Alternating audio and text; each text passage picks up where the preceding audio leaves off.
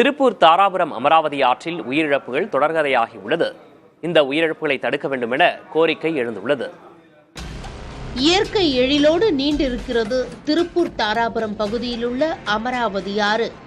ஆனால் இந்த ஆற்றில் சிக்கி கடந்த 10 ஆண்டுகளில் 264 பேர் இறந்துள்ளனர்.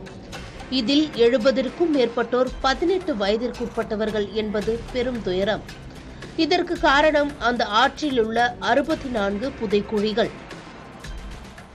76 கிலோமீட்டர் நீளத்துக்கு இதனுடைய அமராவதியினுடைய நீளம் இருக்குது.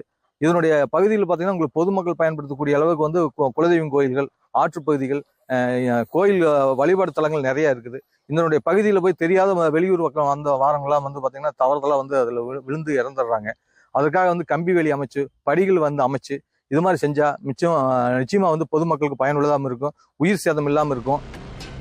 இது குறித்து தாராபுரம் பொதுப்பணித்துறை அதிகாரிகளிடம் கேட்டபோது அப்பகுதியில் எச்சரிக்கை பலகையுடன் கம்பி வேலிகள் அமைக்கப்பட்டதாகவும், ஆனால் அதனை தகர்த்தெறிந்துவிட்டு பொதுமக்கள் உள்ளே சென்று குளிப்பதாகவும் கூறினார். மீண்டும் அங்கு கம்பி வேலிகள் அமைக்கவிருப்பதாகவும் தெரிவித்தனர். வெளியூரில் இருந்து வருகின்ற பொதுமக்கள் நீர்நிலையை கண்டவுடன் குளிக்க வேண்டும் என்று ஆசைப்படுவதை தவிர்க்க வேண்டும். ஏனென்றால் அந்த நீர்நிலை எப்படி இருக்கும், அதனோட அமைப்பு என்ன, எங்கெங்கே குழிகள் இருக்கும், அதெல்லாம் தெரியாது. தாராபுரம் தீயணைப்பு துறையினர் அமராவதி ஆற்றுக்கு வருவோர் எச்சரிக்கையாக இருக்க வேண்டும் என அறிவுறுத்தினர்.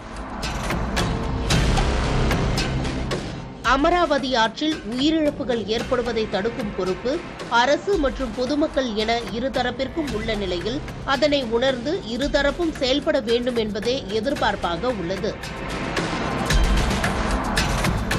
புதிய தலைமுறைக்காக தாராபுரத்தில் இருந்து செய்தியாளர் சரவணகுமார்.